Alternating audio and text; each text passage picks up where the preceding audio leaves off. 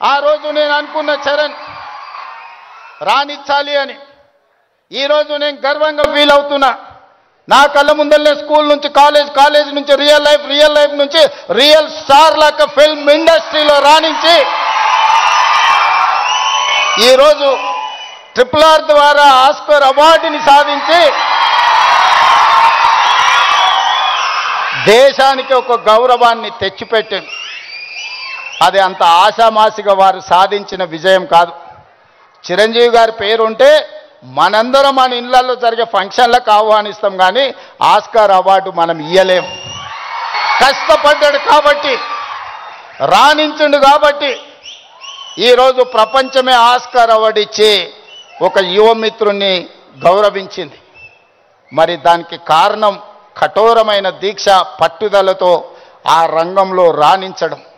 అందుకే మీ అందరికీ ఈరోజు సినిమాలలో వాళ్ళు పోషించే పాత్రలు కాదు, రియల్ వాళ్ళ లైఫ్ని ఆదర్శంగా తీసుకోండి. వాళ్ళు ఎంత కష్టపడితే ఇక్కడికి చేరుకొని ఉండొచ్చు.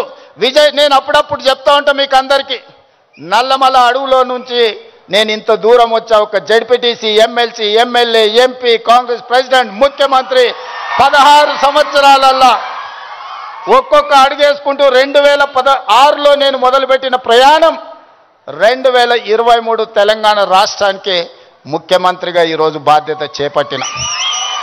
అదే నల్లమల అడవి నుంచి వచ్చిన వాడు విజయ్ దేవరకొండ. మా పక్క ఊరు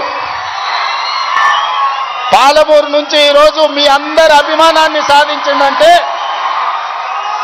కష్టం లేకుండా, కమిట్మెంట్ లేకుంటే ఇంత దూరం రారు. వాళ్ళ నిజ జీవితాలను ఆదర్శంగా తీసుకోండి. వాళ్ళు సినిమాలలో పోషించిన కొన్ని పాత్రలు పాజిటివ్ ఉండొచ్చు, నెగటివ్ ఉండొచ్చు, అవి కాదు మనకు ఆదర్శం. ఈరోజు రాణించాలి అంటే కష్టపడాలి అంటే కమిట్మెంట్ ఉండాలి. అందుకే ఈరోజు స్కూళ్ళలో, కాలేజీలో ఎక్కడైనా ఈ మాదక ద్రవ్యాలకు సంబంధించిన సమాచారం ఉంటే పోలీసులకు మీరే చేరవేయండి. ఇంతకుముందే టోల్ ఫ్రీ నెంబర్ని మీకు అందరికీ డిస్ప్లే చేసిండ్రు. నో డ్రగ్స్ అనే దానికి మీరే వారధులుగా కాండి.